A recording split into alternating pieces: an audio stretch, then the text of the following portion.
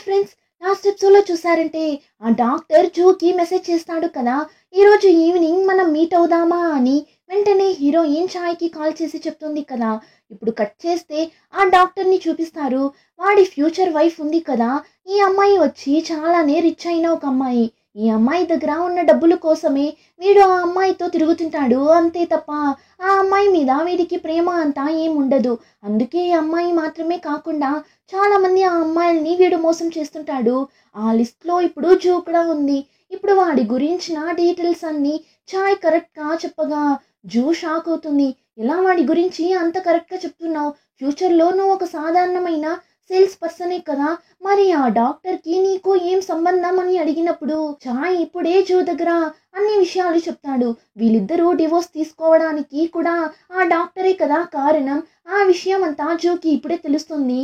వాణ్ణి ఊరికేనే వదలకూడదు అన్నప్పుడు చాయ్ వచ్చి, నా కోసం వాడి మీద రివెంజ్ తీసుకోవాలి అని అనుకుంటున్నావా ఏంటి అని చాయ్ చాలా ఎక్సైటెడ్గా అడగ్గా, నీ కోసం మాత్రమే కాదు, ఇంకా వాడు ఎంతమంది అమ్మాయిల్ని ఇలా మోసం చేస్తూనే ఉంటాడు. సో వాణ్ణి ఊరికే వదలకూడదు, ఏమైనా ప్లాన్ చేయాలి అంటుంది. అలా ఏం ప్లాన్ చేయబోతావేంటి అని చాయ్ అడగ్గా, ఎన్నిసార్లు నేను డ్రామా చూసేటప్పుడంతా చెత్త డ్రామాలు చూస్తూ కూర్చున్నావు అని నా దగ్గర చెప్పింటావు. ఇప్పుడు చూడు, ఆ డ్రామాలే మనకి ఇప్పుడు హెల్ప్గా ఉండబోతుంది అని చెప్పి ఒక ప్లాన్ చెప్తుంది. ఏమంటే ఫస్ట్ మన జూ వచ్చి ఒక రిచ్ అయిన అమ్మాయి అని ఆ డాక్టర్ని నమ్మించాలి అంటుంది. సో ఇప్పుడు చాయ్ జుట్టోడు ఇద్దరు ఆ డాక్టర్ పక్కన కూర్చొని వాడికి వినిపించేలా, మన కాలేజ్లో సామ్సంగ్ గ్రూప్ యొక్క ఓనర్ అమ్మాయి చదువుతుందంట అన్నప్పుడు, ఏంటి అంత పెద్ద కంపెనీకి ఓనర్ వాళ్ళ కూతురు మన కాలేజ్లో చదువుతుందా అన్నప్పుడు, అప్పుడు జుట్టోడు, అవునురా, మేనేజ్మెంట్ వాళ్ళు చాలా సీక్రెట్గా మెయింటైన్ చేస్తున్నారు. ఫస్ట్ ఇయర్లో జూ ఉంది కదా, ఆ అమ్మాయి అని ఆ డాక్టర్కి వినిపించేలా వీళ్ళిద్దరూ మాట్లాడగా వీడు అంతా వింటాడు. వీడికి అంత ఖుషిగా ఉంది. పర్లేదు, బాగా రిచ్ పార్టీని నేను వల్లో వేసిండాను అన్నట్లు అనుకుని ఇప్పుడు ఉన్న ఆ గర్ల్ ఫ్రెండ్ని వదిలేసి జూని కరెక్ట్ చేసేద్దాం అన్నట్లు డిసైడ్ అయ్యి ఈవినింగ్ వెళ్ళి జూని మీట్ అవుతాడు. ఈ డాక్టర్ వచ్చి ఒక మెడికల్ డిపార్ట్మెంట్ లోనే కదా చదువుతున్నాడు. ఆ డిపార్ట్మెంట్ వాళ్ళు ఒక చిన్న ఫంక్షన్ ని అరేంజ్ చేసింటారు. స్టూడెంట్స్ అందరూ గర్ల్ ఫ్రెండ్స్ తో రావచ్చు, లేదంటే ఫ్యామిలీలో ఉన్న ఎవరినైనా పిలుచుకొని రావచ్చు. సో ఇప్పుడు వాడు ఆ ఫంక్షన్ కి జూని ఇన్వైట్ చేస్తాడు. వెంటనే జూ, మీకు ఆల్రెడీ గర్ల్ ఫ్రెండ్ ఉంది కదా అన్నట్లు అడిగేస్తుంది. వాడు షాకింగ్ గా, తినికెలా తెలిసింది అని చూస్తున్నప్పుడు జూ వెంటనే, అది కాలేజ్లో ఉన్న వాళ్ళు చెప్తున్నప్పుడు విన్నాను అన్నప్పుడు, లేదు లేదు, ఆ అమ్మాయి ఏం నా గర్ల్ ఫ్రెండ్ అంతా కాదు, జస్ట్ ఫ్రెండ్ అంతే, నువ్వు రేపు ఖచ్చితంగా ఆ ఫంక్షన్కి రావాలి అని అలానే ప్లీజ్ చేసేలా అడగ్గా జూ కూడా ఓకే అని చెప్పి ఒప్పుకుంటుంది. ఆ టైంలోనే ఏరం బాడీ బిల్డర్ని చూపిస్తారు. ఈ బాడీ బిల్డర్ నిన్న నైట్ ఏరం జుట్టోడి దగ్గర జస్ట్ ఫన్ కోసం తిరుగుతున్నా అని చెప్పినప్పటి నుండి ఏరం దగ్గర మంచిగానే మాట్లాడనంటున్నాడు. సో ఏరం, ఎందుకు ఇలా డల్గా ఉన్నావు, పైగా నా దగ్గర కూడా మంచిగా మాట్లాడనంటున్నావు, బయట వెళ్దాం రా అని ఇప్పుడు ఇద్దరు రెస్టారెంట్కి వెళ్తారు. అప్పుడు వీడు, సరే మనసులోనే ఎందుకు పెట్టుకోవడం, తినే దగ్గరే డైరెక్ట్గా అడిగేద్దామని నోరు తెరుస్తాడు. అంతలో ఏరం, నేను రెస్ట్ రూమ్కి వెళ్ళొస్తా అని తను అక్కడి నుండి వెళ్ళగానే ఈ బాడీ బిల్డర్ ఏం చేస్తాడు, ఏరం ఫోన్ని తీసి చూస్తాడు. చూస్తే అందులో ముగ్గురు నలుగురు ఆ అబ్బాయిల నంబర్ ఉంది. అంతే, వీడికి మండిపోతుంది. ఇప్పుడు ఏరం అక్కడికి రాగానే చాలానే ఎమోషనల్ అయ్యి, నువ్వు అసలు ఎందుకు నా దగ్గర మాట్లాడుతున్నావు తిరుగుతున్నావు అని అంతా నాకు తెలిసిపోయింది. ఇంకా తర్వాత నేను నీ దగ్గర మాట్లాడాలి అని అనుకోవడం లేదు. నిన్న నైట్ నువ్వు నా ఫ్రెండ్ దగ్గర చెప్పిందంతా నేను విన్నాను, అప్పుడు కూడా నేను నమ్మలేదు. కానీ ఇప్పుడు నీ ఫోన్ చూసిన తరువాత నాకు అంతా క్లియర్గా అర్థమైంది. నేను నీకు అంత ఈజీగా కనిపిస్తున్నానా ఏంటి? కానీ నేను అంత ఈజీ అయిన వాడిని కాను. ఎలా ఈ మ్యాథ్స్ ఎగ్జామ్లో డిఫికల్ట్ అయిన క్వశ్చన్స్ని సాల్వ్ చేయలేమో అంత స్ట్రాంగ్ అయిన వాడిని నేను అని లాస్ట్లో భారీగా డైలాగ్ అంతా మాట్లాడేసి వెళ్తుంటాడు.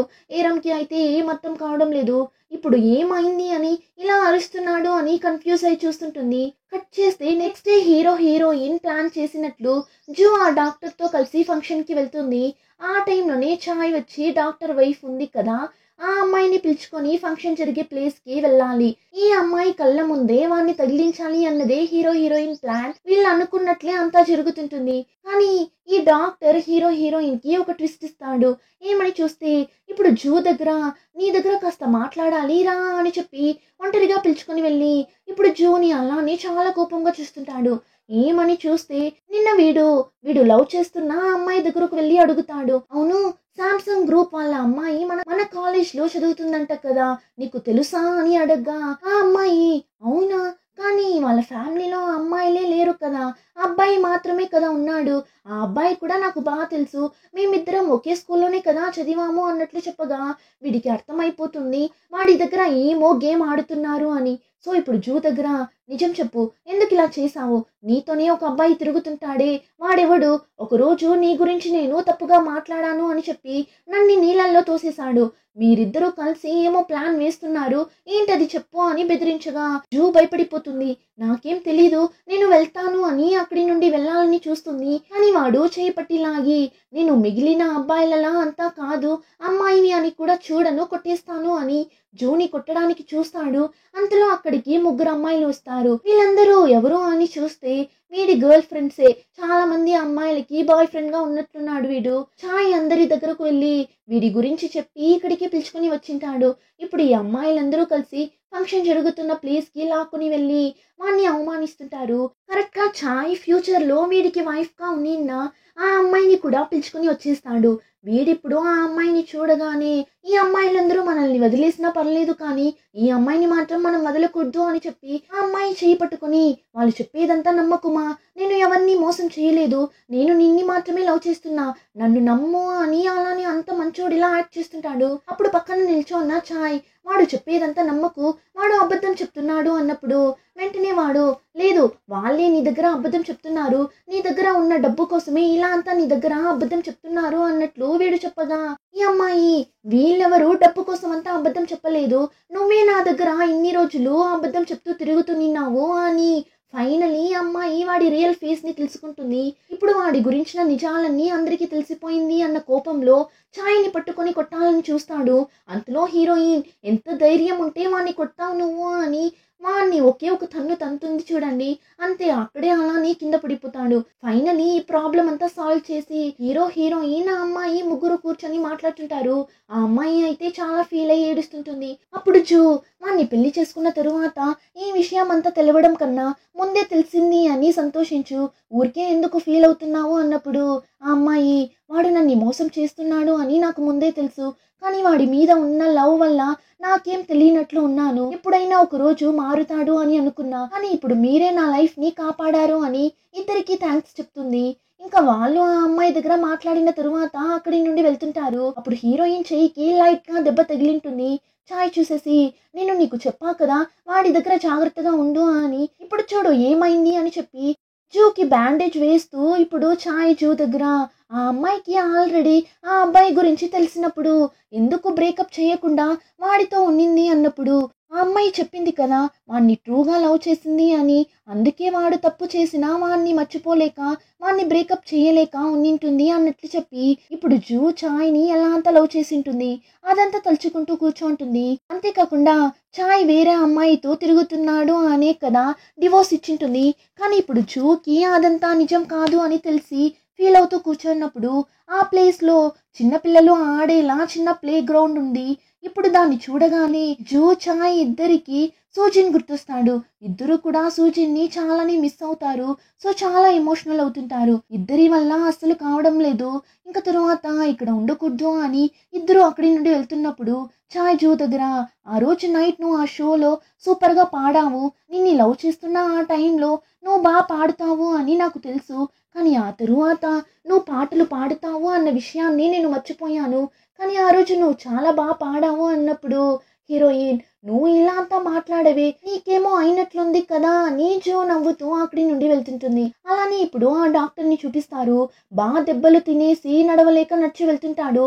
వీడిప్పుడు స్టే చేస్తున్న ఇల్లు వచ్చి ఆ అమ్మాయి వీడి కోసం లీజ్ కి కొని ఇచ్చింటుంది. కానీ ఇప్పుడు జరిగిన గలాటాలో ఆ అమ్మాయి ఆ లీజ్ ని క్యాన్సిల్ చేసినట్లుంది. సో సెక్యూరిటీ మీ లీజ్ అంతా క్యాన్సిల్ అయిపోయింది అన్నట్లు చెప్పగా అంతే, వాడికి ఇప్పుడు స్టే చేయడానికి ఒక ప్లేస్ కూడా లేదు, అంతా ఆ జూ వల్లనే అని జూని వెతుక్కుంటూ వెళ్తాడు. ఇక్కడ జూకి కూడా ఎవరో ఫాలో అవుతూ వస్తున్నట్లే ఉంది. సో ఫాస్ట్గా నడిచి వెళ్తుంది. కానీ అంతలో వాడు వచ్చేస్తాడు. నువ్వు వాడు కలిసి నా లైఫ్ని నాశనం చేసేసారు కదా అని వాడు సైకోలా అర్చగా, హీరోయిన్ ఇక్కడ చూడు ఊరికే ప్రాబ్లం చెయ్యకు వెళ్ళిపో అన్నప్పుడు వాడు వినడమే లేదు. ఏంటి వెళ్ళిపోవాలా, నిన్ని ఇలానే వదిలేసి నేనెలా వెళ్తాను అని జూని కొట్టేలా వెళ్తాడు. అంతలో కరెక్ట్గా ఆ ప్లేస్కి నామ్ వచ్చి వాడిని బాగా దంచి పెడతాడు. అప్పుడు కూడా ఎందుకు నా లైఫ్లోకి వచ్చి అన్నింటినీ నాశనం చేశావు అని అర్చగా, ఇంకా ఎన్ని రోజులు ఇలా అమ్మాయిని మోసం చేయాలి అని అనుకుంటున్నావు? ఇలా ఒకరిని మోసం చేసి జీవించడం అంతా ఒక జీవితమా? అట్లీస్ట్ ఇక నుంచైనా మంచిగా జీవించడానికి ట్రై చేయి. ఇంకొక ముఖ్యమైన విషయం, నీ కింద పనిచేసే వాళ్ళ దగ్గర నువ్వు చేసే తప్పైన పనుల కోసం అంతా యూజ్ చేసుకోవాలి అని అనుకుంటే అంతే నువ్వు అని ఛాయ్ కోసం కూడా వాడిని బెదిరించి వెళ్తుంటుంది. ఇప్పుడు ఇద్దరు వెళ్తున్నప్పుడు హీరోయిన్, అవును నువ్వెలా కరెక్ట్గా వచ్చావు అని అడగ్గా, నామ్ని చూసారంటే నేను ఊరికే అలా వాకింగ్ వచ్చాను అని మేనేజ్ చేస్తుంటాడు. యాక్చువల్లీ జూడ్ని చూడటం కోసమే ఈ ప్లేస్కి వచ్చింటాడు. అప్పుడు జూ, అవును నీకు నిజంగానే నేను నచ్చానా అని అడగ్గా, అవును నేనెందుకు అబద్ధం చెప్తాను, నాకు నిజంగానే నువ్వు నచ్చావు అంటాడు. అయితే ఆ రోజు నన్ను డేట్ చేయడానికి పిలిచినప్పుడు లవ్ చేయలేదు అన్నావు అని జూ అడగ్గా, అవును చెప్పాను, అప్పటి వరకు నేను నిన్ని లవ్ చేయలేదు, కానీ ఆ తరువాత నేను నిన్ని లవ్ చేయడం స్టార్ట్ చేసేసా అంటాడు. అప్పుడు హీరోయిన్, ఇక్కడ చూడు ఇప్పుడు కావాలంటే నేను ఒక 20 సంవత్సరాల అమ్మాయిలా యంగ్గా కనిపించచ్చు, కానీ నా లోపల ఒక అమ్మ ఉంది, అదంతా నీకు తెలీదు అన్నప్పుడు వాణ్ణి చూసారంటే, ఏంటి ఏమైనా దెయ్యం పట్టిందా ఏంటి, ఏమమ్మో చెప్తున్నావు అన్నప్పుడు హీరోయిన్, అరే ఊరికే ఆటలాడకు, నేను నిజంగానే చెప్తున్నా, ఊరికే నా వెనకాల తిరిగి టైం వేస్ట్ చేసుకోకుండా నీ డ్రీమ్ ని వెతుక్కుంటూ వెళ్ళు, నీకు కొరియాలోనే బెస్ట్ హిస్టరీ టీచర్ అవ్వాలి అన్నదే కదా నీ ఆశ అన్నప్పుడు వాడు షాక్ అవుతాడు. నీకెలా తెలుసు అని అడుగుతాడు. కానీ హీరోయిన్, నాకు టైం అయింది నేను వెళ్తున్నా అని ఫాస్ట్గా అక్కడి నుండి వెళ్ళిపోతుంది. ఆ టైంలోనే ఛాయ్ చూసారంటే డాన్సర్ అమ్మాయితో కూర్చొని మాట్లాడుతుంటాడు. ఏమంటే ఈ అమ్మాయి వాళ్ళ ఇంట్లో నుంచి పారిపోయి వచ్చి ఛాయ్కి కాల్ చేసి ఉంటుంది. ఏమని చూస్తే ఆ అమ్మాయి వాళ్ళ ఇంట్లో ఈ డాన్స్ కాంపిటీషన్ లో పార్టిసిపేట్ చేయమని, డాన్స్ చేయమని ఎక్కువగా టార్చర్ చేస్తున్నారంట. సో ఆ ప్రెషర్ తట్టుకోలేకనే ఇలా ఇల్లు వదిలి వచ్చేసింటుంది. వాడు అంతా విని, సరే ఇంట్లో నుండి వచ్చేసాము, ఇప్పుడు ఎక్కడ స్టే చేస్తావు ఏంటి అని అడిగినప్పుడు, ఇంకెక్కడ నీతో కలిసి హోటల్లోనే అన్నట్లు చెప్పగా ఆ మాట విని ఛాయ్ టెన్షన్ అయిపోతాడు. ఒక అబ్బాయితో ఒంటరిగా హోటల్లో స్టే చేసే అంత నీకు ధైర్యం వచ్చేసిందా, ఇంకా తరువాత నువ్వు ఇలా ఉండటం అస్సలు బాగుండదు, రా అని ఆ అమ్మాయి ఇంటికి లాక్కుని వెళ్తాడు. ఇలా అయితే లేదు నేను రాను అని తను వాళ్ళ ఇంటికి వెళ్ళనంటుంది. కానీ కరెక్ట్గా ఆ ప్లేస్కి ఆ అమ్మాయి వాళ్ళ నాన్న వచ్చేస్తాడు. చాలా ప్లేసెస్లో ఈ అమ్మాయి కోసం వెతికి చాలా టయర్డ్గా ఉంటాడు.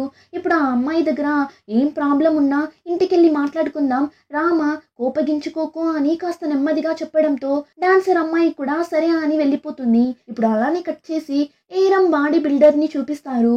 వీడు ఏరం దగ్గర గొడవ పడి వచ్చింటాడు కదా, కానీ ఆ తరువాతనే తెలుస్తుంది ఆ ఫోన్ లో ఉన్న అబ్బాయిల నంబర్ అంతా ఏరం అన్నయ్యల నంబర్ అని.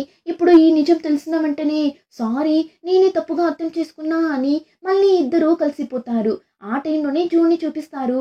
జూ అయితే తన బిడ్డ సూజిన్ని చాలానే మిస్ అవుతుంది కదా, సో నిద్రలో కూడా సూజిన్ అని ఏడుస్తూనే ఉండటం జూ అమ్మ వినేస్తారు.